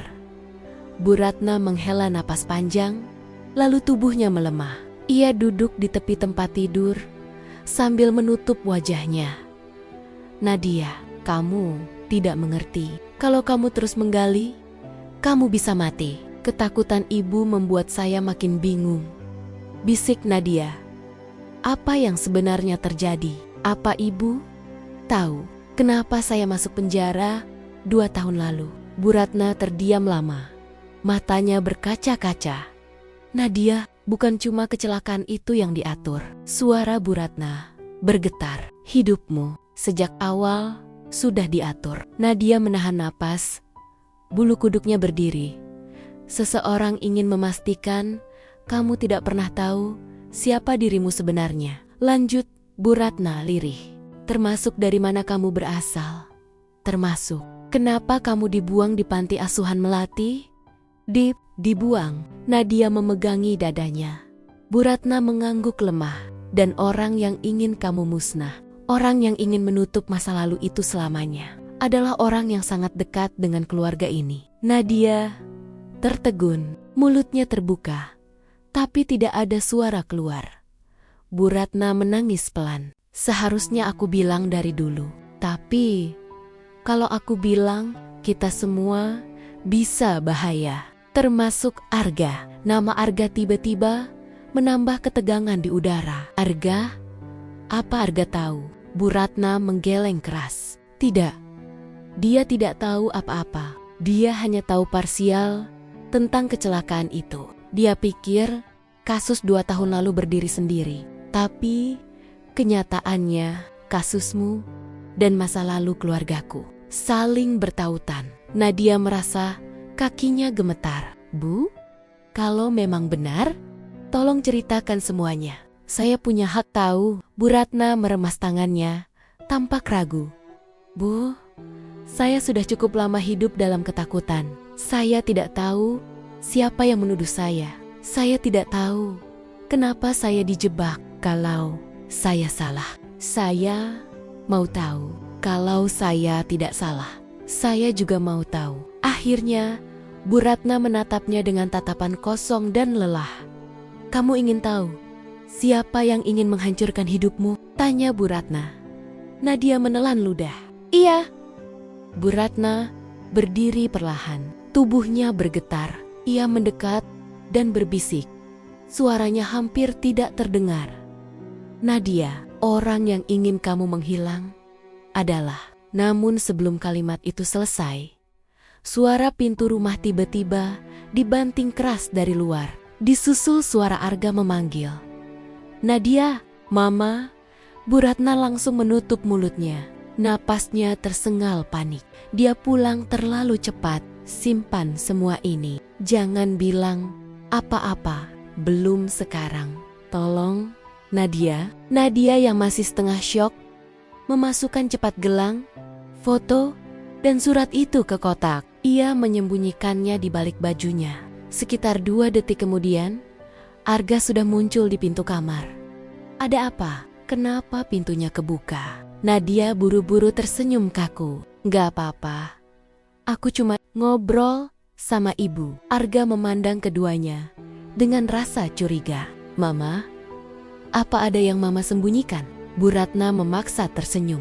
Tidak Arga, Mama hanya bilang Nadia harus jaga kesehatan. Mama khawatir karena wajahnya pucat. Arga menatap dua wanita itu bergantian. Suasana terlalu tegang untuk disebut percakapan biasa, tapi ia tidak menekan lebih jauh. Kalau begitu, ayo turun, aku mau bicara soal sesuatu. Ketika Arga pergi lebih dulu, Bu Ratna mencengkeram tangan Nadia dan berbisik tajam. Jangan percaya siapapun, termasuk Arga. Nadia membeku. Dan tolong, jangan sentuh masa lalu. Tubuh Nadia terasa membeku dari dalam. Kata-kata itu seperti cambuk yang menyayat, tapi juga mengandung sesuatu yang jauh lebih menakutkan. Ketika ia dan Bu Ratna keluar kamar, Nadia tahu satu hal pasti. Rumah ini bukan sekadar tempat tinggal. Rumah ini adalah labirin penuh rahasia, dan setiap pintunya mengarah pada kebenaran yang semakin mengerikan. Dan yang paling menakutkan adalah Nadia mulai curiga bahwa masa lalunya tidak hanya kelam. Masa lalunya mungkin berhubungan langsung dengan keluarga besar Arga. Dan seseorang sedang berusaha memastikan Nadia tidak pernah tahu kebenaran itu. Rumah itu malam melam-melam, biasanya tenang. Hanya suara kipas angin dan detak jam dinding yang terdengar di lorong panjang menuju kamar-kamar. Tapi malam itu sesuatu berbeda. Suaranya pelan dulu, hanya seperti bisikan yang berusaha ditahan. Tapi lama-lama berubah jadi pertengkaran sengit yang membangunkan Nadia dari tidurnya. Awalnya, Nadia kira mungkin hanya mimpi, tapi suara Bu Ratna yang bergetar jelas terdengar dari balik pintu kamar. Lalu suara Arga, tegang, berat, seperti sedang menahan sesuatu yang sudah lama mengganjal di dadanya. Bu harus jujur. Nadia berhak tahu. Suara Arga terdengar hampir putus asa. Tidak, kamu tidak tahu apa yang kamu lakukan, Arga, balas Bu Ratna. Suaranya serak seperti sudah lama menangis. Nadia menahan napas. Jantungnya berdetak kencang. Bukan sekali dia mendengar keduanya berdebat selama beberapa hari terakhir. Tapi malam ini berbeda. Berbeda.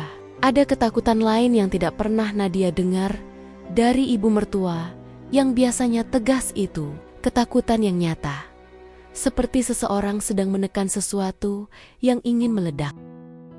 Nadia melangkah keluar dari kamar, menahan dingin yang merambat ke kakinya dari lantai marmer. Tangannya bergetar saat menyentuh pegangan pintu ruang keluarga. Mereka berada di dalam sana. Dia tidak berniat menguping, tapi suara mereka terlalu keras untuk diabaikan. Aku tidak akan biarkan anak itu hancur lagi. Bu Ratna menangis. Suaranya pecah. Bu, Nadia harus tahu semuanya. Balas Arga lagi. Semua ini tentang hidupnya. Semua ini tentang menyelamatkan kamu juga. Bu Ratna berteriak. Kau pikir kalau dia tahu, semuanya akan tetap sama? Nadia merasa tubuhnya lemas. Siapa yang dimaksud Bu Ratna? Apa yang dimaksud menyelamatkan Arga? Dan apa yang sebenarnya mereka sembunyikan darinya? Tanpa menunggu lebih lama, Nadia membuka pintu. Arga langsung menoleh. Wajahnya yang tegas itu mendadak hancur. Bu Ratna yang sedang berdiri dengan tangan gemetar menutup mulutnya saat melihat Nadia. Aku dengar kalian ribut, ucap Nadia lirih. Suaranya lemah, hampir tidak keluar. Bu Ratna buru-buru mengusap air mata. Nadia, ini bukan, tolong, potong Nadia. Mencoba berdiri tegak walau lututnya gemetar. Jangan lagi sembunyi-sembunyi. Kalau ini tentang aku mau dengar. Ruangan mendadak hening. Hanya suara hujan dari luar yang mengetuk kaca jendela. Arga menarik napas panjang, lalu duduk. Duduklah, Nad. Tolong jangan panggil aku seperti aku tidak tahu apa-apa. Balas Nadia, suara sendu, tapi tegas. Bu Ratna menutup wajahnya, menangis dalam diam, sebelum akhirnya berkata dengan suara yang hampir hilang. Kamu adalah anak kandung saya. Dunia Nadia seolah berhenti. Ia menatap Bu Ratna tanpa berkedip. Setiap detik terasa terlalu lama untuk dilewati. Nafasnya tercekat di tenggorokan. "Apa-apa?" Suaranya bergetar. Bu Ratna melangkah pelan mendekatinya. Tatapannya penuh rasa bersalah yang terlalu dalam untuk ditutupi.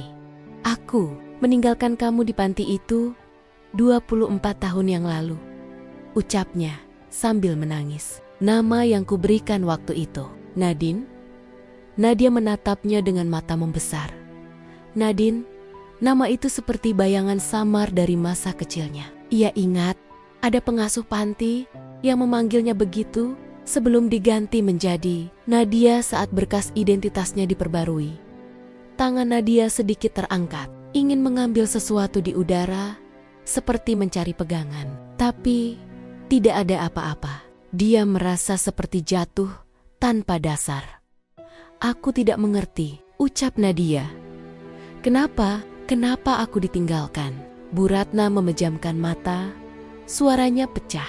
"Karena rumah tangga kami waktu itu berantakan. Ayah Arga, dia kasar, dia tidak stabil, dan aku takut kamu terluka. Aku pikir panti akan menjadi tempat yang lebih aman. Aku pikir itu keputusan terbaik, tapi ternyata justru membuatmu menderita selama bertahun-tahun." Nadia mundur selangkah, wajahnya memanas, dadanya seperti dipukul dari dalam. Seluruh hidupnya, dia tumbuh dengan memikirkan bahwa dirinya tidak diinginkan, tidak pernah dicari, tidak pernah dicintai sejak hari pertama dia dilahirkan. Dan sekarang, perempuan yang selama ini dia anggap mertuayang, bahkan sejak awal terlihat mencurigakan mengaku sebagai ibu kandungnya. Untungku, Nadia menahan dadanya yang terasa nyeri. Kalau itu benar, kenapa tidak dari dulu? Kenapa baru sekarang? Kenapa nunggu aku masuk penjara dulu? Arga menatapnya dengan mata yang ikut merah. "Karena ada alasan lain, Nat." Nadia menoleh padanya. Tubuhnya semakin lemas. "Alasan apa lagi?" "Gak, apa lagi yang disembunyiin dari aku?" Arga terlihat bimbang. Tapi akhirnya ia berkata dengan pelan, "Seseorang di keluarga kami sengaja memasukkanmu ke penjara." Nadia membeku. Dia menatap Arga tanpa suara. Lalu rona wajahnya menghilang, digantikan rasa dingin yang merayap di tulangnya. "Siapa?" Suaranya hampir tidak terdengar. Sebelum Arga sempat menjawab, Bu Ratna memotong cepat. "Tidak perlu kamu tahu. Itu hanya membuatmu ketakutan, Bu." Arga membentak untuk pertama kalinya malam itu. Nadia menahan tangis yang menempel di tenggorokannya. "Aku berhak tahu kalau hidupku dihancurkan seseorang." Arga menunduk, suaranya pelan. "Ini ada hubungannya sama ayah." Nadia mengerutkan kening. "Ayah Arga? Bukankah ayah Arga sudah tiada?" Tapi Arga melanjutkan. Suaranya lebih pelan, lebih berat. "Ayah selalu benci Bu Ratna karena melahirkan anak perempuan. Dia percaya anak perempuan adalah beban. Waktu ketahuan Bu Ratna punya bayi perempuan, ayah sempat ingin menghilangkanmu." Nadia membeku. Tubuhnya langsung dingin. Bu Ratna menutup mulutnya sambil menangis. "Aku harus menyelamatkanmu. Makanya aku menitipkanmu di panti." Arga menatap Nadia. "Dan setelah ayah tahu kamu ada, dia kirim orang untuk mencari tahu keberadaanmu, termasuk waktu kecelakaan yang menimpa Nara 2 tahun lalu. Kamu ikut terseret karena orang itu." Nadia menutup wajahnya. Seluruh tubuhnya bergetar. Seluruh hidupnya berubah dalam hitungan menit. "Jadi, waktu itu aku masuk penjara karena permintaan ayahmu?" Arga tidak menjawab, tapi diamnya sudah cukup. Nadia mundur beberapa langkah, seperti menolak kenyataan itu masuk ke dalam dirinya. Kenapa kalian baru cerita sekarang?" Suaranya pecah. "Kenapa nunggu semuanya hancur dulu? Kenapa nunggu aku kehilangan 2 tahun hidupku di penjara?" Bu Ratna berlutut di hadapannya, menangis tanpa suara. Karena aku takut kamu membenciku.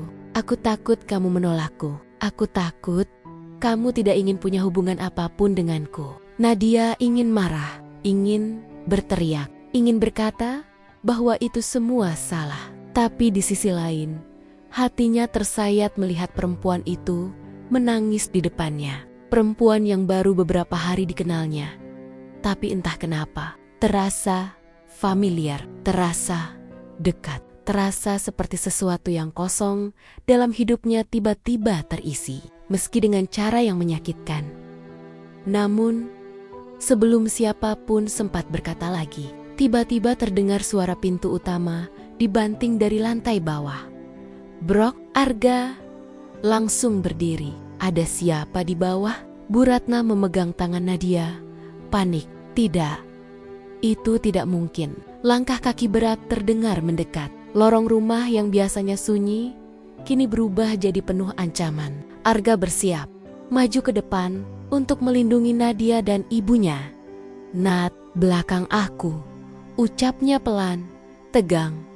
Nadia berdiri, meski tubuhnya gemetar. Lalu seseorang akhirnya muncul di ambang pintu. Seorang pria berdiri di sana. Rambutnya basah oleh hujan, wajahnya pucat, matanya merah seperti tidak tidur berhari-hari. Nafasnya berat, langkahnya goyah, dan di tangannya ada pistol. Jadi, dia sudah tahu semuanya. Ya, Nadia menegang wajah itu. Dia pernah melihatnya, tapi kapan? Pria itu tersenyum miring. Halo Nadit. Nadia merasa darahnya berhenti mengalir. Nama itu hanya orang tertentu yang tahu. Arga langsung berdiri di depan Nadia. Kamu ngapain di sini? Pria itu mengangkat pistolnya, mengarahkannya tepat ke Nadia. Aku datang untuk menyelesaikan apa yang sudah dimulai ayahmu. Dan malam itu, rumah Arga berubah menjadi tempat di mana rahasia keluarga akhirnya meledak dengan Nadia sebagai target utamanya. Semua orang membeku. Hujan di luar rumah bergemuruh, seolah ikut tahu bahwa sesuatu yang sangat besar sedang pecah di dalam rumah itu. Nadia berdiri mematung di belakang Arga. Tubuhnya gemetar ketika melihat pria yang selama ini dianggap keluarga oleh Arga. Sosok yang bahkan sering dipanggilnya Pak, kini berdiri dengan pistol diarahkan padanya. Pak Surya melangkah masuk. Jas mahalnya basah kuyup, mata laki-laki tua itu merah dan bengkak. Entah karena marah atau panik, nafasnya memburu. Tapi tangannya yang memegang pistol tetap stabil. Arga mengepalkan tangan. Pak, apa yang Bapak lakukan? Ini rumah saya. Pak Surya malah tertawa kecil. Suara yang tidak pernah Arga dengar sebelumnya. Bukan tawa ramah yang biasa muncul saat rapat, tapi tawa getir penuh tekanan dan rasa takut. Rumahmu? Kau pikir semua yang kalian miliki tanpa campur tangan saya? Teriaknya. Wajahnya memerah. Kalau bukan karena saya, perusahaan keluarga kalian sudah bangkrut dari dulu. Bu Ratna memejamkan mata, menunduk, seolah sudah tahu badai yang datang ini tidak bisa dihindari lagi. Nadia menatap pria itu. Untuk sesaat, ia berharap semua ini hanya kesalahpahaman. Tapi ketika pria itu menaikkan pistol sedikit lebih tinggi, mengarah langsung ke dahinya, Nadia sadar bahwa semua ketakutan dalam hidupnya mungkin akan berakhir malam ini. Kenapa Bapak melakukan ini? Suara Nadia pelan, pecah, tapi tetap berani. Pak Surya menatapnya. Tatapannya berubah dari marah menjadi kacau. Ada sesuatu di matanya, seperti rasa sakit yang ia sembunyikan bertahan-tahan. Kamu seharusnya tidak kembali, gumamnya pelan. Kamu seharusnya menghilang waktu itu. Arga langsung maju setengah langkah. Jangan dekat-dekat, bentak Pak Surya sambil mengacungkan pistol ke arah Arga. Kenapa? Tanya Arga. Lantang. Nadia nggak pernah salah. Kenapa Bapak ngotot ingin dia menghilang? Pak Surya menoleh perlahan. Tatapannya menusuk. Karena dia bisa menghancurkan hidupku. Nadia menelan ludah. Aku cuma perempuan dari panti, Pak. Dari mana mungkin aku bisa menghancurkan hidup orang besar seperti Anda? Pak Surya mendengus. Lalu memandang Bu Ratna dengan penuh amarah. Tanya, ibu kamu, teriaknya. Arga mengerutkan dahi. Ibu, apa maksud? Tidak, Bu Ratna berteriak. Suaranya pecah, tapi semuanya sudah terlambat. Pak Surya menatap Nadia, lalu berkata dengan suara sangat pelan, tapi cukup jelas untuk membuat seluruh ruangan terhenti. Aku, ayah biologismu. Dunia Nadia runtuh. Semua suara hilang, bahkan suara hujan pun seakan menjauh. Nadia tidak tahu apakah ia masih berdiri atau jatuh. Wajah Arga membeku, mulutnya sedikit terbuka karena syok. Bu Ratna menutup wajah, bahunya bergetar hebat karena menangis. Nadia tidak bisa mengeluarkan kata-kata. Matanya panas, dadanya seperti ditusuk dari dalam. Bapak bilang, apa? Pak Surya menegang, seolah bagian itu pun menakutinya. Kau darah dagingku, ujarnya dengan suara berat. Aku, ayahmu. Nadia merasa perutnya mual. Seumur hidup, ia hanya ingin tahu siapa orang tuanya. Ia hanya ingin diakui, tapi bukan begini caranya. Bukan dari sosok yang membuatnya menderita, memfitnahnya, memasukkannya ke penjara. Kalau bapak ayahku, suara Nadia bergetar. Kenapa bapak justru menghancurkan aku? Pak Surya mencengkeram pistolnya lebih kuat. Itu pilihan yang harus aku ambil. Waktu itu aku pikir, kamu akan membuka semuanya dengan sendirinya. Panti, melati, hubungan gelapku dengan ibumu, skandal yang akan menghancurkan seluruh hidupku. Bu Ratna memotong, berdiri dengan tubuh lemah. Anak itu tidak tahu apa-apa. Kamu yang bodoh, Surya, diam. Pak Surya berteriak. Kalau saja kamu tidak menolak waktu itu, kalau saja kamu mau menyerahkan bayi itu padaku, semua ini tidak akan terjadi. Nadia memandang Bu Ratna. Ibu, apa yang dia bilang? Bu Ratna mengusap air mata, suaranya bergetar. Aku tidak bisa menyerahkanmu padanya. Waktu itu, aku sudah tahu dia tidak akan jadi ayah yang baik. Dia sudah punya keluarga. Dan aku bukan siapa-siapa baginya. Aku takut kamu tumbuh jadi anak yang tidak pernah diakui. Dan aku takut suamiku tahu dan mencelakakanmu. Pak Surya tertawa getir. Dan lihat apa yang terjadi. Kamu dititipkan ke panti yang akhirnya kututup. Kamu tumbuh tak punya siapa-siapa. Dan waktu kecelakaan itu terjadi, kamu muncul lagi. Kamu seperti kutukan. Nadia mundur selangkah, dadanya sesak. Aku kutukan. Yah, teriak Pak Surya. Karena kalau kamu tahu, dunia akan tahu. Sahamku, jabatanku, kehormatanku semua hancur. Arga maju, menyambar tema pembicaraan. Jadi, waktu kecelakaan Nara, itu ulah bapak. Pak Surya terdiam sejenak, lalu memalingkan wajah. Aku hanya menyuruh orang mengawasi Nadia, tapi Nara tiba-tiba muncul di sana. Dia melihat terlalu banyak. Nadia menutup mulut. Jadi, Nara bukan kecelakaan? Pak Surya menelan ludah keras-keras. Matanya melesat ke kiri, seakan mencari jawaban dari udara. Itu bukan rencanaku, tapi Nara menghalangi. Dan dia membuat semuanya lebih rumit. Arga mengepalkan rahangnya. Bapak hampir membunuh adik saya. Pak Surya menjawab tajam.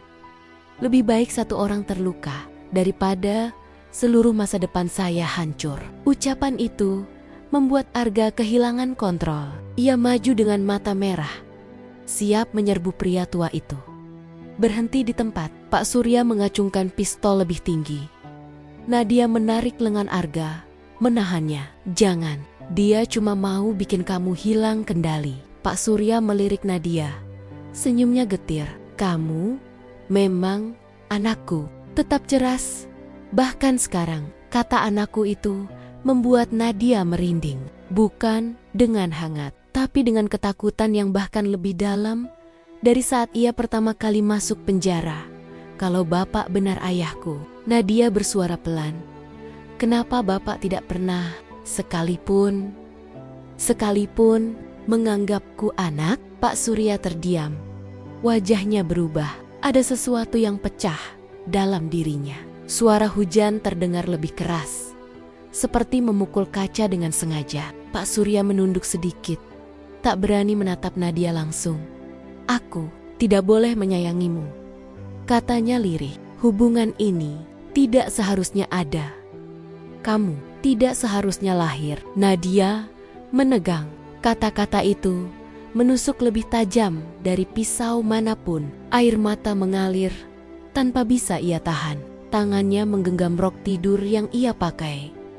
Arga menatap Pak Surya dengan tatapan yang tidak pernah ia tunjukkan pada siapapun sebelumnya. Pak, bapak benar-benar gila. Pak Surya tertawa pendek. Gila? Kalian semua bilang aku gila? Kalian tidak tahu apa yang kusimpan bertahun-tahun. Tiba-tiba, ia melangkah maju. Arga mendorong Nadia ke belakang tubuhnya. Pak, Surya mengangkat pistol lebih tinggi dan berkata dengan suara yang lebih gemetar dari sebelumnya. Aku tidak akan biarkan kamu menghancurkan aku. Tidak lagi. Biar malam ini semuanya selesai. Nadia menahan napas. Arga refleks mengangkat tangannya. Pak, jangan sentuh dia. Pak Surya mengarahkan pistol ke Nadia. Tapi tangannya bergetar. Raut wajahnya berantakan campuran antara benci, takut, dan rasa sakit yang ia tanggung sendiri. Kenapa kamu kembali? Bisiknya. Kenapa kamu tidak hilang saja? Nadia tidak tahan lagi. Ia melangkah maju, sampai Arga berteriak panik, namun Nadia mengangkat tangan, menenangkan. Kalau benar aku anakmu, kata Nadia pelan. Kenapa tidak lihat aku sebagai manusia? Kenapa harus lihat aku sebagai ancaman? Pak Surya menutup mata, menahan air mata yang jatuh tanpa ia sadari. Kamu terlalu mirip ibumu. Suaranya pecah.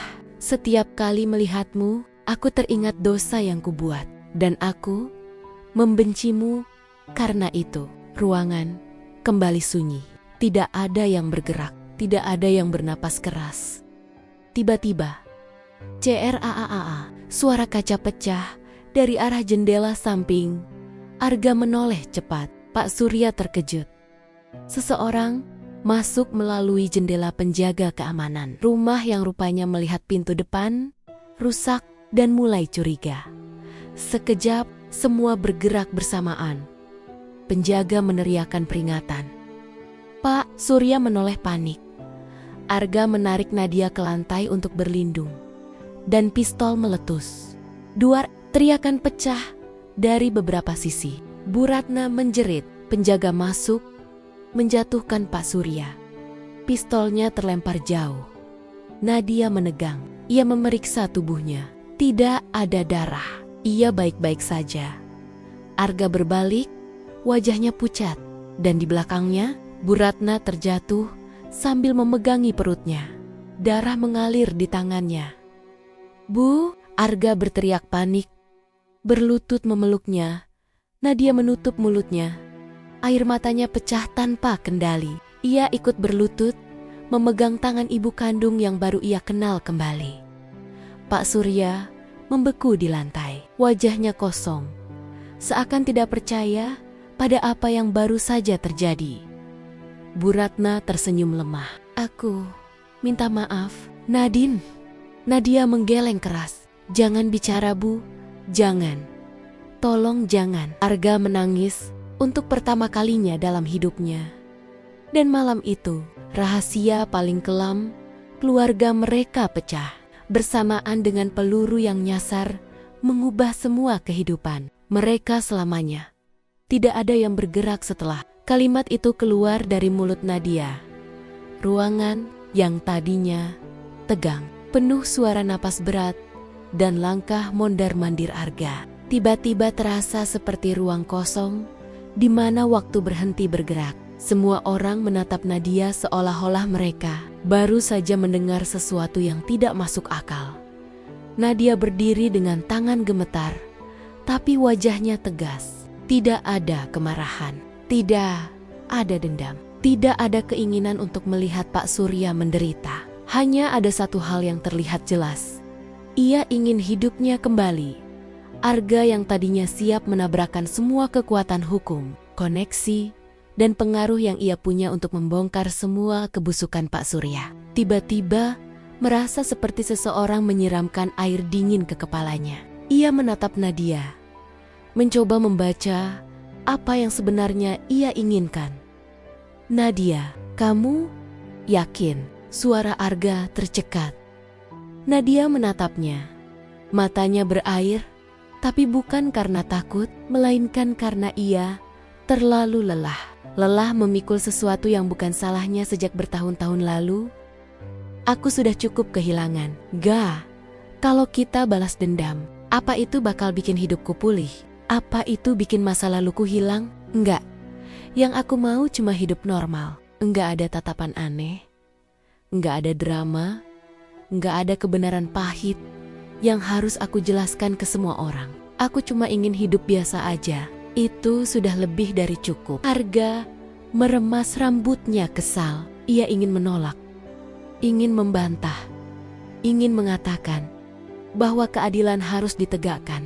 Tapi saat ia melihat wajah Nadia yang penuh luka, tapi tetap memilih untuk tidak membalas, ia merasa kalah. Kalah bukan karena dikalahkan orang lain. Kalah karena Nadia menunjukkan keberanian yang lebih besar dari semua kemarahan yang pernah ia simpan. Pak Surya, yang sejak tadi hanya menunduk, akhirnya mengangkat kepala. Tatapannya kaca, tapi berbeda dari sebelumnya. Tidak ada ancaman, tidak ada arogansi, tidak ada keinginan untuk bersembunyi di balik kekuasaannya. Yang tersisa hanyalah seorang laki-laki tua yang akhirnya kehabisan alasan untuk menutupi kebohongan yang ia simpan bertahun-tahun. "Aku benar-benar minta maaf," ujarnya pelan, hampir seperti bisikan. Tidak ada yang menyahut, karena semua orang tahu permintaan maaf itu terlambat bertahun-tahun. Tapi setidaknya, untuk pertama kalinya, Pak Surya mengucapkannya tanpa memaksa, tanpa menyuruh orang lain diam, tanpa menguasai situasi. Ia terlihat rapuh saat berita tentang skandal itu tersebar. Dunia luar langsung geger. Media manapun, dari yang paling besar sampai yang hanya punya ratusan pengikut, berebut membuat berita. Foto-foto lama Nadia saat ia baru keluar dari penjara kembali muncul. Cuplikan CCTV kecelakaan dulu kembali dibahas. Semua luka masa lalu Nadia dibuka tanpa ampun. Arga ingin marah. Ia ingin menuntut semua media yang membongkar kehidupan pribadi istrinya. Tapi Nadia hanya memegang tangan Arga pelan dan berkata, "Biarin, mereka cuma pengin sensasi. Nanti juga hilang sendiri." Arga menatapnya lama, mencoba memastikan apakah ia benar-benar kuat menghadapi semua itu. Tapi Nadia tersenyum tipis, memberikan keyakinan yang bahkan Arga sendiri tidak punya. Di hari berikutnya, Pak Surya mengumpulkan semua jajaran direksi dan membuat pengumuman yang tidak disangka siapapun. Dengan suara bergetar, ia mengaku semua kesalahannya. Ia menjelaskan kejadian bertahun-tahun lalu, saat ia terjebak dalam hubungan terlarang dan membuat seorang bayi lahir tanpa identitas. Ia menutupi semua itu, menghapus catatan kelahiran, bahkan menutup panti asuhan tempat Nadia dibesarkan. Ia mengatakan bahwa semua itu dilakukan karena ia pengecut, karena ia takut kehilangan kedudukan, takut nama baiknya rusak, takut dianggap gagal menjaga keluarganya. Tidak ada satupun orang yang berani memotong pembicaraannya, karena kebenaran yang keluar dari mulutnya terlalu berat, terlalu gelap, terlalu jauh dari citra seorang direktur utama yang selama ini dihormati. Dan saat ia mengatakan bahwa dialah dalang di balik kecelakaan yang membuat Nara hampir meninggal, ruangan langsung hening seperti kuburan. Banyak yang terkejut sampai tidak bisa bernapas. Beberapa bahkan gemetar karena tidak percaya bahwa atasan yang mereka hormati sanggup melakukan hal sejauh itu demi menutupi aib pribadi. Setelah itu, tanpa menunggu saran siapapun, Pak Surya menandatangani surat pengunduran diri. Ia menyerahkan semuanya, posisi, kekuasaan, reputasi semuanya, ia tinggalkan begitu saja. Dan ketika ia melangkah keluar dari ruang direksi, ia tampak seperti seseorang yang akhirnya menerima hukuman yang sudah seharusnya ia dapat sejak lama. Bu Ratna tidak ikut berbicara di hadapan publik. Ia tidak berani, ia tidak punya kekuatan. Namun masyarakat tetap menghukumnya dengan caranya sendiri. Tatapan sinis dari tetangga, bisikan-bisikan di belakang punggungnya, bahkan komentar pedas dari orang tak dikenal menghujaninya setiap ia keluar rumah. Ia menerima semuanya, tidak membantah, tidak menangis di depan umum. Tapi saat Nadia mengunjungi rumahnya, barulah pertahanannya runtuh. Bu Ratna memeluk Nadia sambil menangis histeris. Ia meminta maaf berulang kali, suaranya patah-patah. Seolah-olah setiap kata yang keluar adalah rasa bersalah yang selama ini ia tahan bertahun-tahun. Nadia membalas pelukan itu dengan lembut. Ia menangis juga, tapi bukan karena marah. Justru karena ia akhirnya merasakan sesuatu yang tidak pernah ia miliki sejak kecil. Pelukan seorang ibu. Momen itu membuat Arga terdiam lama. Ia melihat kedua wanita itu menangis sambil memeluk erat, seperti mencoba menghapus luka masa lalu. Dan untuk pertama kalinya dalam hidup, Arga merasa bahwa memaafkan adalah hal paling kuat yang bisa dilakukan seseorang. Malamnya di rumah, Arga dan Nadia duduk berdua di ruang keluarga. Lampu temaram, udara dingin, dan suasana hening yang entah kenapa membuat hati berdebar. Mereka tidak saling bicara cukup lama, hanya duduk berdampingan, saling menguatkan kehadiran satu sama lain. Arga akhirnya membuka suara, pelan, hampir seperti takut Nadia tidak suka apa yang akan ia katakan. Nadia, aku, ada sesuatu yang harus aku bilang. Nadia menoleh, menunggu.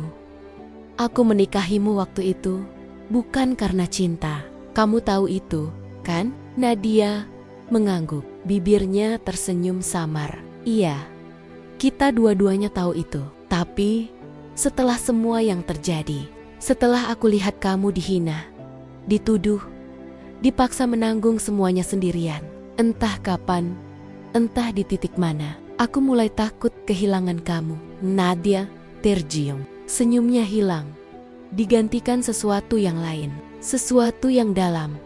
Arga melanjutkan, suaranya semakin rendah. Nadia, aku ingin jujur. Mungkin kamu bakal mikir aku konyol, atau lebay, atau apapun. Tapi sekarang aku ingin tetap bersamamu, bukan karena ingin melindungi, bukan karena merasa kasihan, bukan karena rasa tanggung jawab yang tiba-tiba muncul. Ia menarik napas panjang, menatap mata Nadia tanpa berkedip. Tapi karena aku mencintaimu. Kata-kata itu menggantung di udara. Sangat sederhana, sangat jujur. Tidak ada drama besar. Tapi justru karena kesederhanaannya, kata-kata itu membuat Nadia meneteskan air mata. Nadia menutup mulutnya sambil menahan isak kecil. Ia tidak pernah menyangka Arga akan mengatakannya dengan cara seperti itu. Tidak meledak-ledak, tidak memaksa, tidak membuktikan apapun, hanya kejujuran yang tulus. Dengan suara bergetar, ia menjawab, Arga, aku pikir kamu gak akan pernah ngomong itu. Arga tersenyum kecil. Aku juga pikir aku gak akan pernah ngomong itu. Nadia tertawa sambil menangis, membuat suasana yang tadinya tegang berubah hangat. Ia memeluk Arga, dan untuk pertama kalinya sejak semua ini dimulai, pelukan itu terasa seperti rumah. Di luar, orang-orang yang dulu mengejek Arga sebagai cowok gila yang menikahi mantan narapidana tiba-tiba bungkam. Mereka tidak tahu bahwa keputusan gila itulah yang justru membuat seluruh kebenaran keluarga besar terbuka. Mereka tidak tahu bahwa keputusan impulsif itu menyelamatkan seorang wanita dari keputusasaan, mempertemukan anak dengan ibu kandungnya, dan membongkar kebohongan yang sudah tertutup rapi selama puluhan tahun.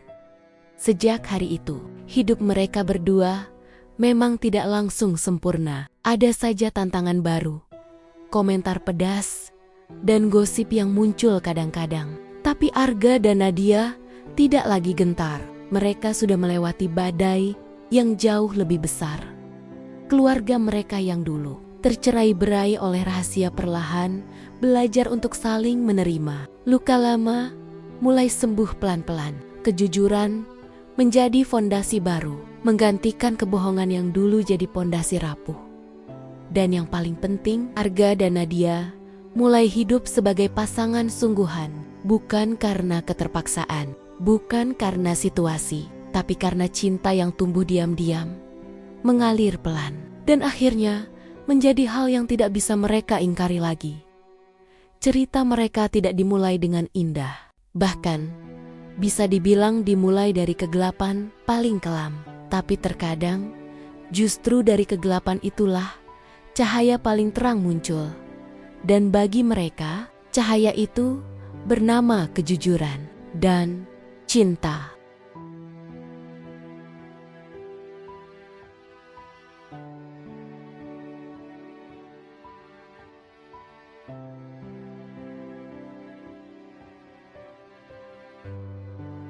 Ya, dan itulah cerita hari ini. Terima kasih sudah menyimak cerita ini sampai akhir. Jika teman-teman suka dengan ceritanya, jangan lupa untuk like, share, dan subscribe agar channel ini bisa terus berkembang dan menghadirkan cerita-cerita menarik lainnya. Kalau teman-teman berkenan, silakan jawab salam di kolom komentar ya, agar kita bisa saling mendoakan dalam kebaikan. Wassalamualaikum warahmatullahi wabarakatuh.